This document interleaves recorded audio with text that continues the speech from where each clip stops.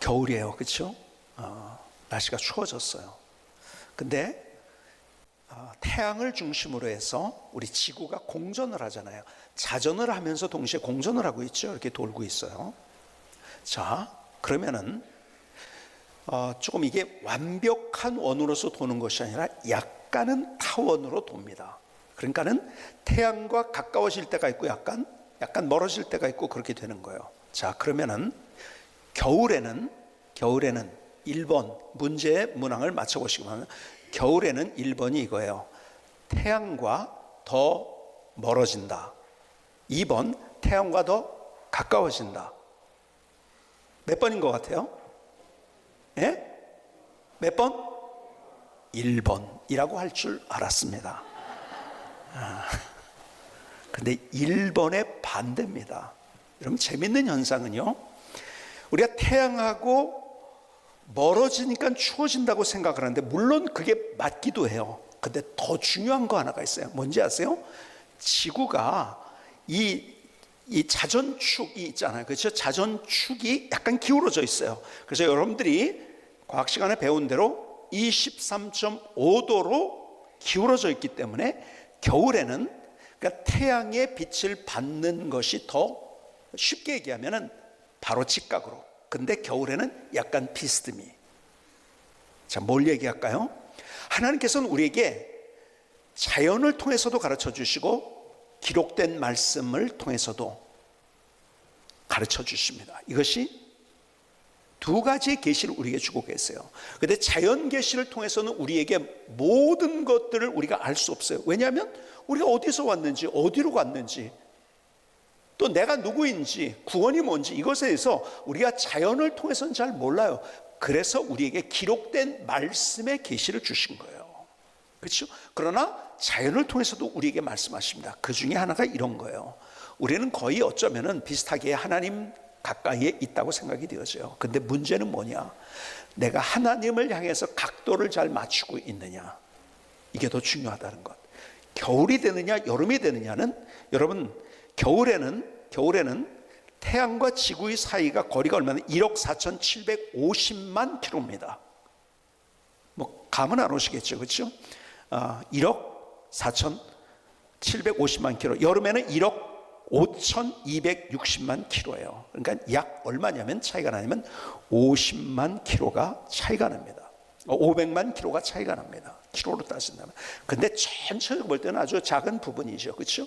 근데 어쨌든 거리가 중요하지만은, 그래서요, 여러분, 태양과 가까운 데가 뜨거워요. 더 이 행성들이 있잖아요. 그리고 먼 데가 추워요. 당연한 거예요. 그런데 그것보다 중요한 게 있는데, 어떻게 각도가 있느냐. 오늘 이 예배가 하나님을 향해서 내 시선이 맞추어질 수 있는 귀한 예배가 될 수 있기를 주님의 이름으로 축복합니다. 삐따닥하게 하지 말고 하나님께 각도를 맞춰서, 그럴 때 하나님의 그 은혜, 그 빛이 우리에게 주는 생명처럼 그 은혜를 우리가 경험할 줄 믿습니다. 자, 보세요. 그래서 집중을 하면서 로마서를 다시 한번 여러분 보시기 바랍니다. 로마서는 전체 구도로, 제가 자구 하나를 가지고 설교하지 않고 전체적인 그림으로 로마서를 여러분에게, 그래서 통전적인 로마서라는 이야기를 여러분에게 드렸습니다. 자, 그래서 1장부터 11장까지는 우리가 자연을 통해서 알 수 없는, 내가 어디로서 왔고 어디로 가고, 그 다음에 내가 누구이고 구원이 뭔지, 하나님이 누군지에 대한 이야기를 해줍니다. 그래서 내가 어떻게 하나님의 용서받고 하나님의 자녀가 되었는지, 내 신분이 무엇인지 이야기를 해줍니다. 그러면서 12장을 넘어가면서 단어 하나가 이렇게 나오죠. 그러므로 내가 이렇게 이제 하나님의 자녀가 되고 내가 이런 사람이기 때문에 이렇게, 그러므로 이렇게 살아야 된다예요.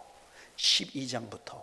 근데 삶이라는 것은 나 혼자가 아니라 함께 산다는 것. 그래서 우리가 공동체로서 함께 어떻게 살 것인가, 이것을 우리에게 말씀해 주고 있어요.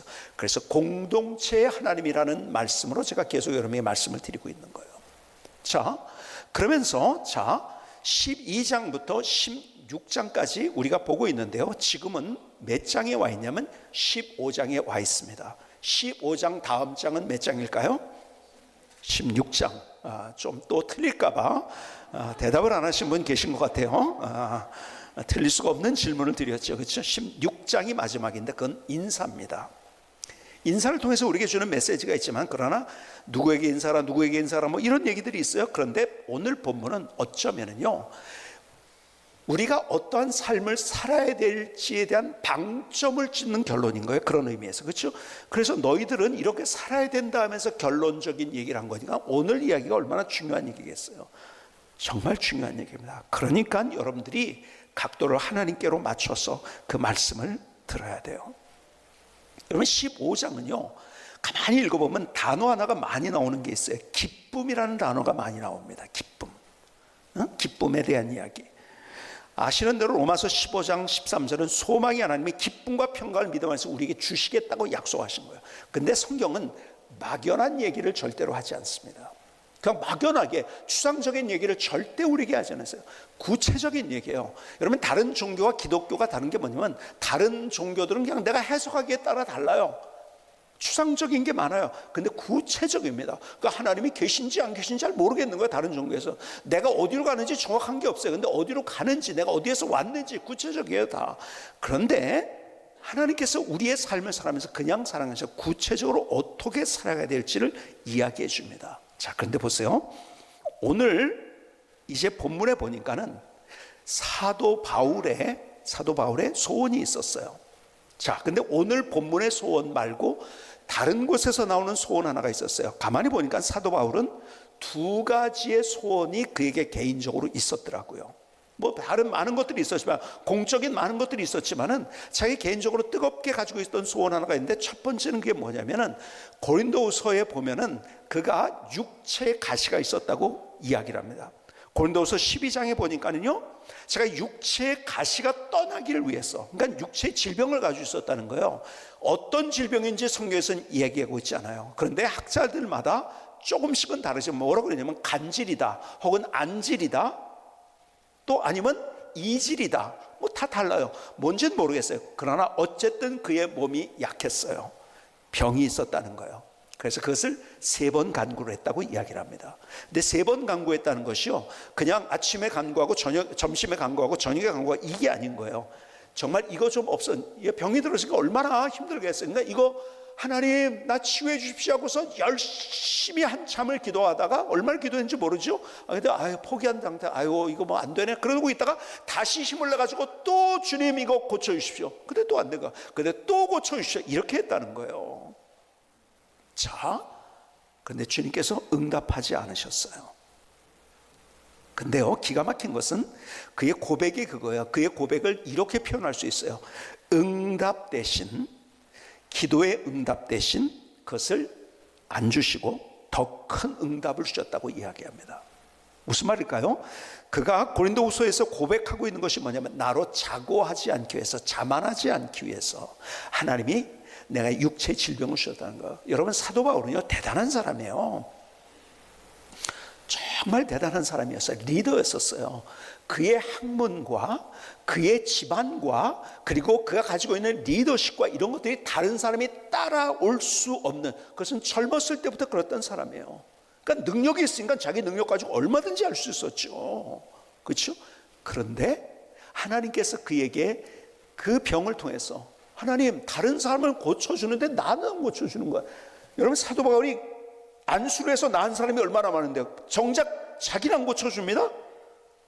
왜 그럴까요? 하나님이 그에게 응답해 주신 거예요. 이렇게, 내가 자만하지 않고 내가 준 그 은혜로, 은사로 그 일 하기 위해서, 그러니까 하나님만을 전적으로 신뢰하면서 하나님의 은혜와 은사를 경험하기 위해서 그걸 주셨다는 거예요. 그러니까요, 그랬기 때문에 자기의 힘으로 했다고 한다면 그런 놀라운 역사를 이룰 수가 없었어요. 근데 하나님만. 왜요? 문제가 있었거든요. 그래서 연약하니까 더 하나님 앞에 기도했던 거예요. 자기 힘으로, 자기의 능력으로 할 수 없었던 그런 것들을 자기가 할 수 없었기 때문에 더 하나님 앞에 나갔고, 그는 그의 인생에 그가 가지고 있었던 어떤 병인지 모르지만 그것 때문에 하나님을 더 신뢰하는 사람이 되었고, 그래서 하나님을 더 은혜를 경험하는 사람, 하나님의 은사를 더 체험하는 사람이 될 수 있었다는 거예요. 그러니까요, 응답 대신 더 큰 응답을 주셨다는 거예요. 자, 그런데 보세요. 두 번째 그의 소원이 있었어요. 그게 뭐냐면 오늘 본문에 있는데 로마서 15장 22절에 이렇게 얘기합니다. 그러므로 또한 내가 너에게 가려 하던 것이 여러 번 막혔더니. 어디요? 지금 로마 교회를 향해서 쓴 거예요. 그렇죠? 로마서 지금 고린도에서 쓰고 있는 거예요. 내가 가고 싶었는데 그것도 여러 번 가고 싶었다. 근데 그게 막혔다는 거예요. 여러분, 하나님이 내가 원하는 응답을 안 주셔서 더 큰 응답을 주실 때가 있어요. 여기서 우리가 볼 수 있는 것은, 그런데 하나님은요, 그 응답을 한두 번이 아니라 여러 번 지연시킬 때가 있으시다는 거예요. 기다리게 하십니다. 어떻게 됐습니까? 여러분, 응답을 지연하신 이유는 뭘까요? 그에게 더 멋진 응답을 주시기 위해서 그렇게 했던 거예요. 그래서 로마의 시민권이 있었을 때 그를 죽이려고 매복하고 있었던 사람들도 많이 있었어요. 그가 가다가 어떤 일이 벌어질지 모르는데, 근데 거기에서 그가 당당하게 로마의 시민으로서 나는 재판을 받아야겠다. 그래서 로마를 가게 됩니다. 그러니까 호위병 속에서 로마를 가게 되죠. 그리고 여러분이 말씀드린 토인비라는 사람이 유명한 말을 했죠. 그래서 사도 바울이 그 로마를 가면서 타고 갔던 배, 로마를 타고 갔던 배, 사도 바울이 타고 갔던 그 배는 유럽을 싣고 간 배였다. 그런 유명한 역사학자의 그런 표현이 있죠. 참 기가 막히죠. 하나님께서는요, 지연시킨 이유는 뭐냐? 내가 생각했던 것보다 더 놀라운 일을 보여주시기 위해서. 여러분, 로마를 왜 가고자 했을까요? 로마는 그 당시에 전 세계 수도였어요. 물론 지중해를 중심으로 해서 지중해 위쪽에 유럽과 지중해 아래쪽에 아프리카와, 그리고 지중해의 오른쪽이죠. 우리가 지도로 볼 때 오른쪽. 그러니까 동쪽이죠. 동쪽 아시아. 이 세 개의 대륙을 전체는 아니지만 거의 유럽 대부분과, 그리고 아프리카 북부의 대부분과, 그리고 아시아의 많은 부분들을 차지하고 있었던 그러한 로마. 그 로마의 수도가 바로 그 로마였잖아요. 그렇죠? 그러니까 정치, 경제, 문화 모든 것의 중심지였어요. 거기에 한번 복음이 투하되면은 놀라운 일이 벌어질 것이라는 것은 예상했겠죠. 그러니까 인간적으로 생각할 때 가장 가고 싶었던 것이 어디였을까요? 로마였던 거예요. 하나님 로마 가고 싶습니다. 그래서 근데 그게 지연된 거예요. 그래서 더 멋진 응답을 받았다는 사실. 때로는 하나님이 우리를 응답 안 하신 것처럼 되는 경우가 있어요. 다른 더 큰 응답을 주시기 위해서. 때로는 지연시킬 때가 있어요. 더 멋진 응답을 주시기 위해서. 자, 그래서 한번 따라 볼까요? 하나님께서는, 자, 크게 한번 해서, 하나님께서는 응답을 안 하셔서 더 큰 응답을 주신다. 두 번째, 자, 따라 할까요? 하나님께서는 응답을 지연하셔서 더 멋진 응답을 주신다. 그래서 우리가 기도하는 거예요. 자, 이제 그러면서 자 보세요. 로마를 못 가요. 근데 오늘 보니까 로마를 가시는 대신에 어디를 가냐면 지금 예루살렘을 가는 거예요. 자, 로마서 15장 25절을 볼까요? 그러나 이제는 내가 성도를 섬기는 일로 예루살렘에 가노니. 예루살렘에 가요. 왜 갈까요? 26절, 이는 마게도냐와 아가야 사람들이 예루살렘 성도 중 가난한 자들을 위하여 기쁘게 얼마를 연보하였습니다. 마게도냐는 어디인지 아세요? 마게도냐는 지금으로 따면 그리스의 북부예요. 그러니까는 그 당시 교회가 어떤 교회들이 빌립보 교회부터 시작이 되잖아요. 그렇죠? 그다음 베레아 교회 이런 데가 다 이제 마게도냐 지역이에요. 아가야는 어딜까요? 남쪽입니다. 남쪽에 지금으로 보면 아테네, 고린도 이런 도시들. 그러니까는 지금으로 따지자면 그리스에 있는, 그러니까는 그 당시에 이 사실은 헬라 문화가 전역을 덮고 그리고 헬라어로 사용되는 그런 시대였었거든요. 로마 시대가. 그 로마 시대 헬라어로 사용되는 그 시대에 어떤 중심지기가 되기도 했었죠. 그런데 그 그리스에 사는 사람, 헬라 사람들의 그 교회들 전체가 같이 분연히 일어나서 어떻게 했는지 아십니까? 그들이 헌금을 했어요. 무슨 헌금을 했냐면 구제 헌금을 한 거예요. 어디에 보내려고요? 예루살렘 교회로 보내려고. 그래서 그 돈을 가지고 어디로 갑니까? 예루살렘으로 간다는 거예요. 여러분, 마게도니아 아가야 사람들이 얼마나 대단한지 아십니까? 그들의 있는 것을 힘들어도 다 나눕니다. 그리고 하나님께서 그들에게 주신 은혜가 얼마나 놀라운지요. 자, 여러분, 주님께서요 복을 얘기하신 것이, 복에 대해서 얘기한 것이 두 번입니다. 언제 하셨을까요? 첫 번째, 마태복음 5장에 보면은 산상수훈의 첫 번째 복에 관한 이야기를 합니다. 심령이 가난한 자는 복이 있나니 천국이 저희 것이며, 그러니까 마음의 상태에 관한 얘기를 하고 있는 거야. 나에 대해서 빈 마음을 가진 사람들, 내가 빈 마음을 가지고 하나님 앞에 나갈 때 하나님께서 내 안에 내가 너무 많아, 그러면 하나님이 나의 인생을 그분이 다스릴 수가 없어요. 그 빈 마음으로 올 때 하나님께서 그 안에서 하나님의 통치가 있다는 사실을, 그래서 우리의 마음에 관한 문제예요. 그런데 삶 속의 행동 속에서는 주님께서 이런 말씀을 주셨어요. 사도행전 20장 35절에 이렇게 말씀합니다. 범사에 여러분에게 모본을 보여준 것 바와 같이 수고하여 약한 사람을 돕고, 또 주 예수께서 친히 말씀하신 바 주는 것이, 나누는 것이죠. 나누는 것이 받는 것보다 복이 있다 하심을 기억해야 할지니라. 주님께서 복에 관한 이야기를 우리의 행동 속에서 어떻게 해서 복 받는가를 이야기하면서 누가 나누는 자가 복이 있다는 거예요. 여러분, 중요한 얘기입니다. 여러분, 우리 영성이 그냥 만들어진 게 아니에요. 우리가 용감 거목이란 용서와 용납, 그렇죠? 두 번째 감이 뭐예요? 감사와 나눔이에요. 여러분, 제 인생을 변화시킨 두 가지가 있다고 한다면 하나님께 대해서는 감사해요. 그게 믿음이라고 했어요. 내가 문제를 만났어요. 가슴 시린 사연을 만났어요. 기가 막힌 힘든 일을 만났어요. 근데 그것이 끝이 아니라는 거 알아요. 그 너머에 하나님이 준비하신 멋진 것이 있는 것을 아는 것, 그게 믿음인 거예요. 그 믿음이 있으면 어떻게 감사할 줄 알아요. 하나님께 대해서는 감사요. 그리고 그렇다면 자연적으로 우리의 이웃에 대해서 내가 나누고 베푸는 삶. 여러분, 이웃과 관계는요, 그 이웃을 통해서 내가 무엇을 얻으려는 것이 아니라 내가 무엇을 나누느냐, 이것이 중요하다는 거예요. 여러분, 우리는요 너무 사고가 세상에 세뇌되어 있다는 거 아십니까? 그걸 너무 습관적이라는 거 아십니까? 여러분, 사람들 흔히 이렇게 생각해요. 내가 농부가 씨를 뿌립니다. 모종을 옮겨 심습니다. 그래가지고 농사를 합니다. 김을 맵니다. 뭐 이렇게 해가지고 열심히 농사를 져요. 뭘 위해서 하죠? 열매를 위해서 합니다. 그렇죠? 아름다운 열매. 자, 근데 그게 진짜 끝일까요? 그걸 위해서 산다고 하면 어떻게 될까요? 여러분, 그래서 열매만을 위해서 살았다고 한다면은 그냥 가지고 있는 거죠. 열매를 어떻게 되죠? 다 썩습니다. 그냥 어떻게 될까요? 여러분, 없었을 때보다 더 안 좋은 상황이 돼버리는 거예요. 빨리 소비하고 빨리 나눠야 되는 거예요. 가지고 있는 건 좋지 않다. 여러분, 계속 말씀드리지만 자연을 통해서 하나님께서 우리에게 주신 메시지가 얼마나 큰지 아십니까? 여러분, 탐스러운 열매가 우리의 목표가 돼서는 안 돼요. 그것 가지고 나누는 것이 우리의 목표가 돼야 되는 거. 그렇지 않으면 썩어요. 숨 쉬는 거 얘기를 드렸죠, 여러분들. 우리가 숨을 쉴 때 사람들은요, 들숨과 날숨이 있어요. 들이쉬는 숨과 내쉬는 숨, 뭐가 중요할까요? 이렇게 질문하면 대부분의 사람들이 들이마시는 숨이 중요하다고. 왜? 들이마셔야지 어떻게 됩니까? 산소를 내가 공급받는 거예요. 그렇죠?